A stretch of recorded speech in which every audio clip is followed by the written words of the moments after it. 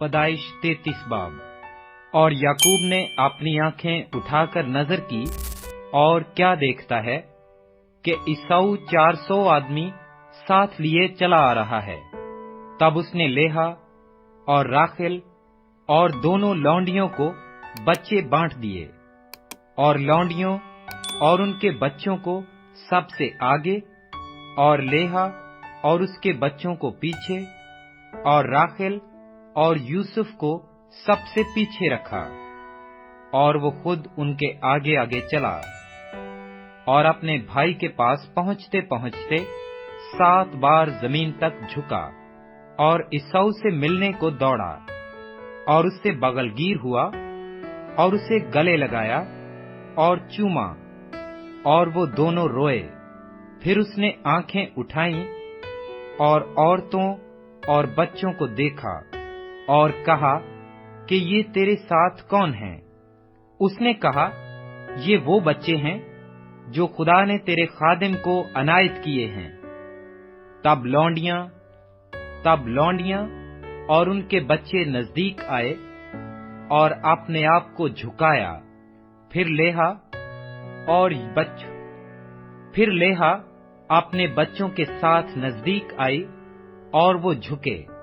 आखिर को यूसुफ और राखेल पास आए, और उन्होंने अपने आप को झुकाया।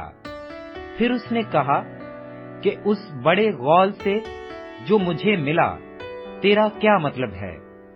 उसने कहा, ये कि मैं अपने खुदावंद की नजर में मकबूल ठहरूं। तब ईसाऊ ने कहा, मेरे पास बहुत है, सो ऐ मेरे भाई, जो तेरा है वो तेरा ही रहे।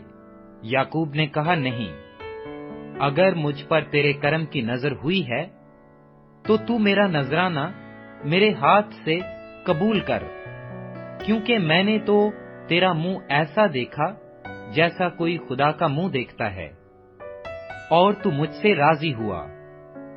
सो मेरा नजराना जो तेरे हजूर पेश हुआ उसे कबूल कर ले, क्योंकि खुदा ने मुझ पर बड़ा फजल किया है, और मेरे पास सब कुछ है। गर्ज उसने उसे मजबूर किया, तब उसने उसे ले लिया, और उसने कहा कि अब हम कूच करें और चल पड़ें, और मैं तेरे आगे आगे हो लूंगा। उसने उसे जवाब दिया, मेरा खुदावंद जानता है कि मेरे साथ नाजुक बच्चे और दूध पिलाने वाली भेड़ बकरियां और गायें हैं। अगर उनको एक दिन भी हद से ज्यादा हनकाएं तो सब भेड़ बकरियां मर जाएंगी। सो मेरा खुदावंद अपने खादिम से पेशतर रवाना हो जाए, और मैं चौपायों और बच्चों की रफ्तार के मुताबिक आहिस्ता आहिस्ता चलता हुआ अपने खुदावंद के पास शेर में आ जाऊंगा। तब ईसाऊ ने कहा कि मर्जी हो तो मैं जो लोग मेरे हमरा हैं उनमें से थोड़े तेरे साथ छोड़ता जाऊं। उसने कहा, इसकी क्या जरूरत है? मेरे खुदावंद की नजरे करम मेरे लिए काफी है। तब ईसाऊ उसी रोज उल्टे पांव शेर को लौटा, और याकूब सफर करता हुआ सुकात में आया और अपने लिए एक घर बनाया, और अपने चौपायों के लिए झोंपड़े खड़े किए। इसी सबब से इसका नाम सुकात पड़ गया। और याकूब जब फिदान आराम से चला तो मुल्के कैनान के एक शहर सिकम के नजदीक सही सलामत पहुंचा, और उस शहर के सामने अपने डेरे लगाए।